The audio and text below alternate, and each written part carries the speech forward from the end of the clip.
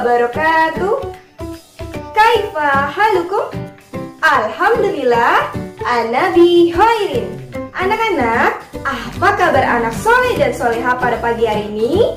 Jawabannya, alhamdulillah, luar biasa.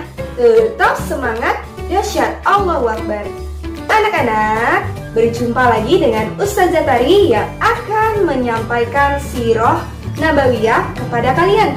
Sebelum kita memulai pembelajaran pada pagi hari ini, marilah kita berdoa terlebih dahulu.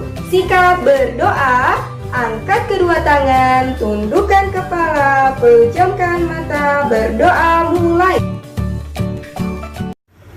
Sikap berdoa, angkat kedua tangan, tundukkan kepala, pejamkan mata, berdoa mulai. Bismillahirrahmanirrahim. Rabbi zidni ilma warzuqni fahma. Amin. Bismillahirrahmanirrahim. Anak-anak, pada cerita yang lalu kalian sudah mengetahui tentang keikutsertaan Nabi Muhammad di masa muda pada perang Pijar dan perjanjian Hilful Fuzul. Nah, anak-anak, ada yang masih ingat mengapa perang Pijar itu terjadi?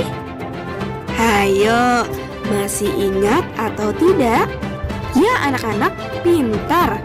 Perang ini terjadi karena Baras bin Qais dari Bani Kinanah membunuh Urwah dari Bani Hawazin. Perang ini dinamakan Perang Pijar karena telah melanggar kehormatan bulan haram. Nah anak-anak, bagaimana? Masih semangat untuk mengetahui kisah Nabi Muhammad di masa muda? Masih, dan harus tetap semangat ya. Anak-anak, pekerjaan utama Rasulullah ketika masa remaja adalah menggembala kambing. Walaupun Nabi Muhammad tinggal bersama pamannya, Nabi Muhammad tidak ingin membebani kehidupan pamannya. Beliau membantu dengan menjadi penggembala kambing. Setiap pagi beliau berangkat menggembala kambing dan setiap sore mengantar kambing-kambing tersebut ke kandangnya. Beliau lakukan dengan sabar, senang hati, dan tanpa beban. Oleh karena itu, kambing-kambing yang digembalakan oleh Nabi Muhammad pun sehat, gemuk-gemuk, dan patuh apa yang beliau perintahkan. Padahal, kambing adalah salah satu binatang yang sulit diatur. Para pemilik kambing milik saudagar-saudagar kaya di kota Mekah pun merasa senang dengan pekerjaan Nabi Muhammad. Dalam hadis riwayat Bukhari dari Abu Hurairah radhiyallahu anhu bahwa Rasulullah bersabda, "Tidak ada nabi kecuali pernah menjadi penggembala kambing." Mereka, para sahabat bertanya, "Apakah engkau juga wahai Rasulullah?" Beliau berkata, "Iya, saya telah mengembala dengan imbalan beberapa qirat dari penduduk Mekah." Dengan mengembala kambing, secara tidak langsung para nabi berlatih untuk bersabar dan berlatih menjadi seorang pemimpin. Nabi Muhammad tidak seperti para pemuda lainnya yang ada di kota Mekah. Nabi Muhammad sangat menjaga dirinya dari perbuatan maksiat dan perbuatan sia-sia, di mana para pemuda lainnya itu sibuk untuk bersenang-senang, sedangkan Nabi Muhammad sibuk untuk bekerja. Nabi Muhammad tumbuh menjadi seorang pemuda yang berpikir. Nabi Muhammad sering berpikir tentang hal-hal yang terjadi di sekitarnya, seperti siapa yang menciptakan bintang-bintang yang begitu kemilau, siapa yang membuat udara untuk kuhirup, siapa yang membuat jantungku berdetak, siapa yang membuat matahari mengejar bulan dan bulan mengejar matahari. Ribuan pertanyaan seperti itu membuat Nabi Muhammad selalu sibuk berpikir. Demikianlah Allah menjaga Nabi Muhammad dari perbuatan-perbuatan buruk yang sering terjadi di Mekah, seperti orang menyembah patung di mana-mana, Laki-laki dan perempuan yang bukan suami istri sering pergi berduaan. Orang-orang melakukan tawaf tanpa busana, pesta mabuk-mabukan setiap malam, dan masih banyak keburukan yang lainnya. Pernah suatu ketika Nabi Muhammad pergi ke ujung kota. Ia melihat ada sebuah pesta perkawinan yang dipenuhi berbagai hiburan dan musik. Namun, belum sempat Muhammad tiba di rumah itu, tubuhnya tiba-tiba disergap keletihan. Muhammad duduk bersandar di dinding dan tertidur lelap sampai pagi. Sejak saat itu, Muhammad tidak lagi berminat untuk melihat pertunjukan musik di pesta atau yang lainnya, agar terhindar dari kenakalan-kenakalan yang sering dibuat para pemuda seusianya. Beliau tidak menyadari bahwa Allah Subhanahu wa Ta'ala sedemikian rupa untuk menjaga beliau dari perbuatan maksiat dan perbuatan yang sia-sia. Nabi Muhammad lahir dari keturunan para pedagang atau pembisnis. Beliau tumbuh dan besar dalam lingkungan keluarga Abu Thalib yang pekerjaannya adalah berdagang. Maka tidak heran jika Nabi Muhammad pun memiliki jiwa berdagang. Pada musim semi tahun 595 Masehi, para pedagang Mekah kembali mulai menyusun kafilah perdagangan musim panas mereka untuk membawa barang dagangan ke Syria. Para saudagar kaya mulai mencari orang untuk menjadi agen atau pemimpin kafilah dagangnya, termasuk Khadijah binti Khuwailid. Beliau adalah sosok saudagar kaya yang cantik nan anggun. Setelah ayah dan ibunya meninggal, saudara-saudara Khadijah saling membagi harta kekayaan peninggalan keduanya. Khadijah dikaruniai kecerdasan yang luar biasa dan kekuatan sikap untuk mengatasi godaan harta. Maka dari itu, Khadijah pun memutuskan untuk membangun kekayaannya sendiri berbekal warisan ayahnya. Tidak lama kemudian, Khadijah telah membuktikan bahwa kalaupun tidak mendapatkan harta warisan, dia pasti mampu mendapatkan kekayaan itu dari hasil jerih payahnya sendiri.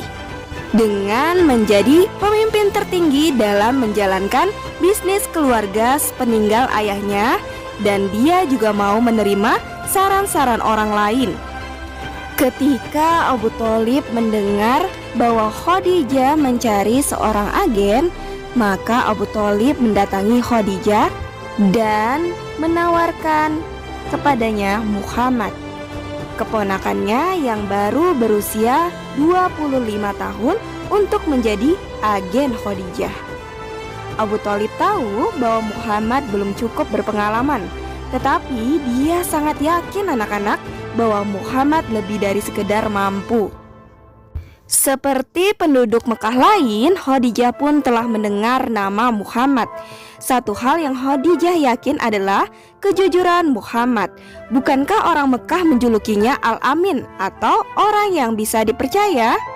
Maka Khadijah segera menyetujui tawaran Abu Thalib. Tadinya, upah yang diberikan Khadijah bagi seorang agen adalah 2 ekor unta. Namun Abu Thalib menawarnya menjadi 4 ekor unta. Maka Khadijah pun menjawab, kalau permintaan itu bagi orang yang jauh dan tidak kusukai saja, akan kukabulkan, apalagi buat orang yang dekat dan kusukai. Segera saja Abu Thalib dan Muhammad menemui Khadijah, yang kemudian menerangkan tentang seluk-beluk perdagangan. Nabi Muhammad pun mendengarkan dan mencermati apa yang disampaikan oleh Khadijah, dan dia segera memahami semuanya anak-anak. Tidak ada satupun penjelasan yang dia minta diterangkan ulang. Saking Nabi Muhammad itu sangat cerdas. Kafilah pun disiapkan dengan suara riuh rendah. Khadijah menyertakan seorang pembantu laki-laki yang terpercaya, Maisarah namanya, untuk mendampingi Muhammad di perjalanan. Di antar Abu Thalib dan paman-pamannya yang lain, Muhammad datang pada hari yang telah ditentukan. Mereka disambut seorang paman Khadijah yang sedang menanti mereka dengan surat-surat perdagangan. Anak-anak, masih ingatkah siapa nama paman dari Khadijah itu? Ya benar anak-anak, namanya Waraqah bin Naufal. Kemudian pemimpin kafilah membunyikan bel dan semuanya segera berangkat. Pada musim panas, kafilah Mekah berangkat menjelang senja dan terus berjalan pada malam hari. Mereka beristirahat pada siang hari karena perjalanan siang akan sangat melelahkan. Dalam perjalanan, Nabi Muhammad mendapati bahwa Maisarah adalah teman yang baik. Dengan senang hati, Maisarah menunjukkan dan menceritakan sejarah berbagai tempat menarik yang mereka lewati. Nabi Muhammad sangat merasa nyaman karena anggota kafilah yang lainnya itu sangat ramah dan akrab terhadapnya. Setelah 1 bulan berjalan, tibalah mereka ke Syria. Hal ini adalah pengalaman pertama bagi Nabi Muhammad. Akan tetapi, ia sama sekali tidak bingung dengan apa yang menjadi tugasnya anak-anak. Nabi Muhammad seperti seseorang yang sudah ahli dan berpengalaman dalam menjalankan perdagangan. Beliau mampu mengambil keputusan, pikirannya yang tajam, serta kejujurannya dalam berdagang. Semua barang yang mereka bawa laku terjual dengan jumlah keuntungan yang belum pernah didapatkan Khadijah sebelum itu. Hal ini membuat Maisarah tercengang dengan apa yang dilakukan oleh Nabi Muhammad. Maisarah selalu mengamati apa yang dilakukan oleh Nabi Muhammad. Maisarah melihat bahwa Muhammad selalu memanfaatkan setiap waktu senggang untuk menyendiri dan berpikir. Hal ini benar-benar tidak lazim bagi Maisarah. Dia tidak menyadari bahwa tuan mudanya ini memang sangat terbiasa meluangkan waktu untuk memikirkan nasib umat manusia. Setiap orang yang berjumpa dengan Nabi Muhammad pasti sangat terkesan olehnya. Penampilan Muhammad sangat memesona, ramah, dan sangat besar perhatiannya kepada setiap orang.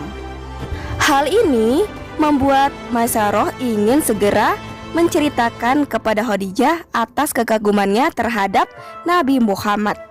Setelah kembali ke kota Mekah, Nabi Muhammad pun melaporkan hasil penjualan barang yang dibeli serta berbagai pengalaman kecil dalam perjalanan. Saat itu Khadijah sudah sangat terkesan dengan hasil yang diperoleh oleh Nabi Muhammad, tetapi itu belum seberapa. Ditambah lagi dengan cerita Maisarah yang menceritakan sendiri kesan-kesannya terhadap Muhammad, sehingga membuat Khadijah sangat kagum terhadap Nabi Muhammad. Sungguh, belum pernah aku melihat pemuda yang demikian sempurna memandang masa depan. Sungguh, keputusan-keputusannya itu selalu tepat dan perkiraannya tidak pernah salah. Dia juga sangat jujur dan sopan. Waraqah bin Naufal pun ikut mendengar apa yang disampaikan oleh Maisarah. Biasanya Maisarah itu sangat menekankan laporannya pada masalah-masalah bisnis, tetapi yang lebih sering ia ceritakan adalah tentang sifat atau kepribadian dari Nabi Muhammad. Ketika Waraqah telah mendengar semua itu, dia tenggelam dalam pemikiran yang sungguh-sungguh. Setelah cukup lama berdiam diri, ia berkata kepada Khadijah, "Mendengar darimu dan dari Maisarah mengenai Muhammad dan juga dari apa yang kulihat sendiri, aku berpendapat bahwa dia memiliki semua sifat dan kemampuan sebagai seorang utusan Allah, dan mungkin dialah yang ditakdirkan untuk menjadi salah seorang di antara para rasul pada masa yang akan datang." Nah anak-anak, sekarang kita akan berbicara tentang Khadijah. Khadijah yang nantinya akan ditakdirkan menjadi istri dari Nabi Muhammad. Dan tentu Allah menjadikan Khadijah kelak sebagai istri dari seorang rasul karena pasti ada sifat lain yang lebih utama yang membuatnya sepadan dengan Nabi Muhammad. Khadijah sangat terpengaruh pada pemikiran Waraqah bin Naufal. Waraqah sendiri adalah hamba Allah yang setia dan lurus. Dia tidak pernah meminum minuman keras dan berjudi. Dia murah hati terhadap orang-orang miskin yang membutuhkan pertolongan. Sehingga sifat Khadijah pun seperti demikian. Dengan harta yang diperolehnya, Khadijah membantu orang-orang miskin, janda, anak-anak yatim, dan orang-orang cacat. Jika ada seorang gadis yang tidak mampu, Khadijah menikahkannya dan memberikan mas kawinnya. Khadijah lembut dan ramah. Khadijah juga sangat membenci berhala dan patung-patung sesembahan. Bersama beberapa keluarganya, Khadijah adalah pengikut setia ajaran Nabi Ibrahim dan Nabi Ismail. Jika mendengar ada seorang anak perempuan akan dikubur hidup-hidup, Waraqah dan Khadijah akan segera pergi menemui sang ayah dan mencegah perbuatannya. Jika kemiskinan merupakan alasan rencana pembunuhan itu, Khadijah dan Waraqah akan membeli anak itu dan membesarkannya seperti anak kandung sendiri. Khadijah pernah menikah 2 kali. Suami pertamanya adalah Atik bin Aid. Kemudian ia bercerai setelah mempunyai seorang anak perempuan. Kemudian suami keduanya Khadijah adalah Abu Halah yang wafat dan meninggalkan seorang putra bernama Halah.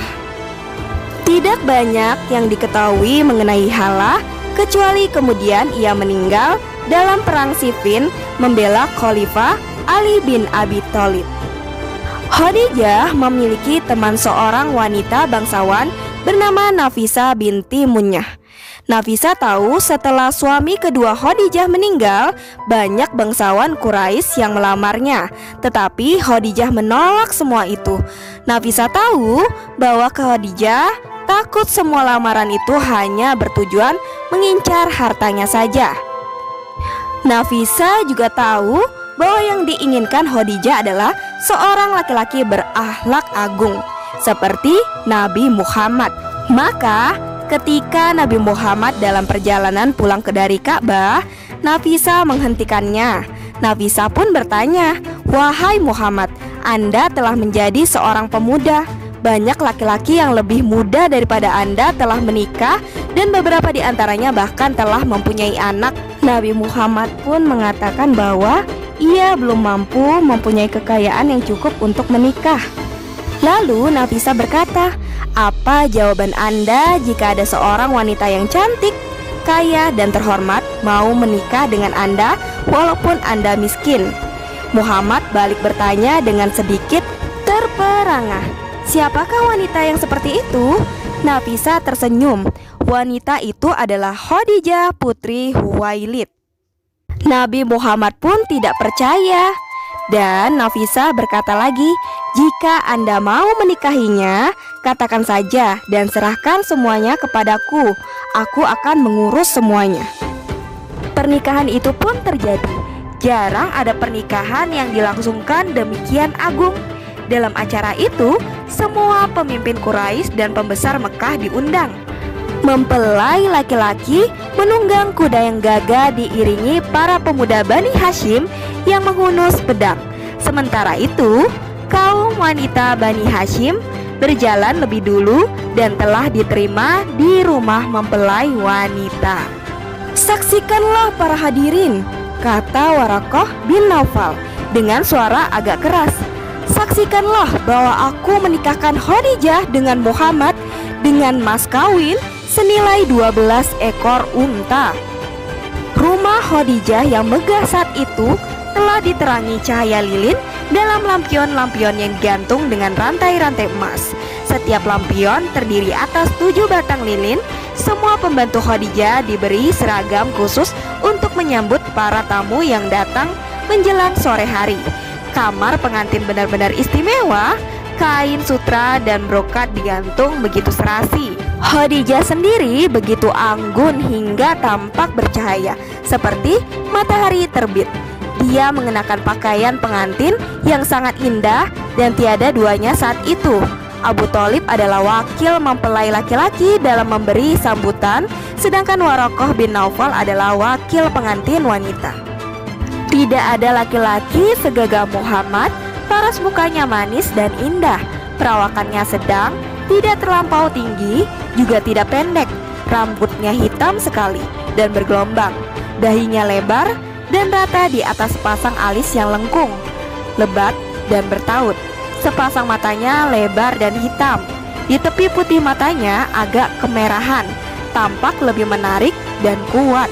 Pandangan tajam dengan bulu mata yang hitam pekat. Hidungnya halus dan merata dengan barisan gigi yang bercelah-celah. Cambangnya lebar, berleher jenjang dan indah. Dadanya lebar dengan kedua bahu yang bidang. Warna kulitnya terang dan jernih dengan kedua telapak tangan dan kaki yang tebal.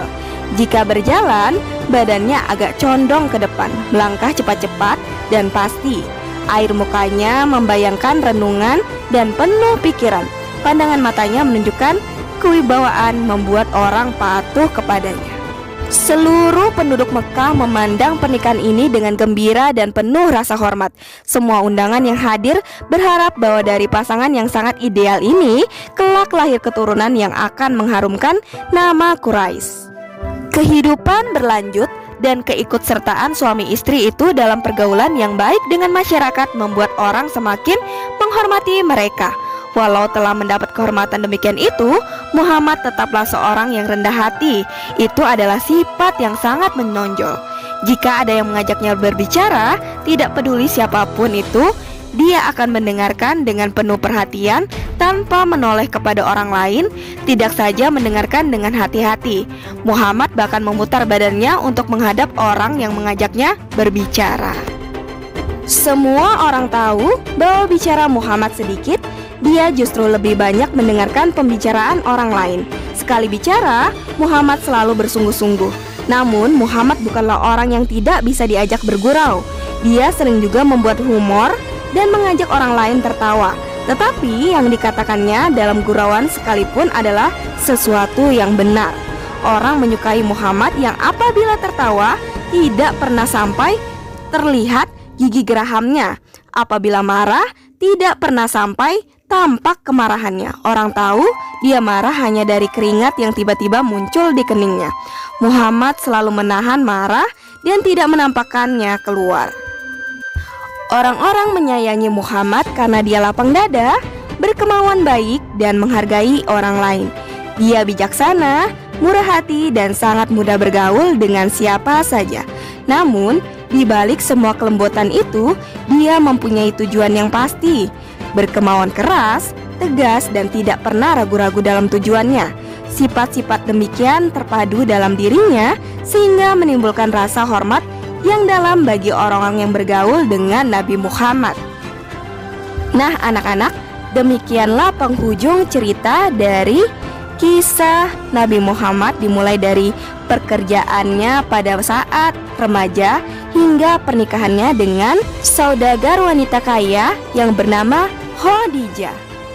Demikianlah, wassalamualaikum warahmatullahi wabarakatuh.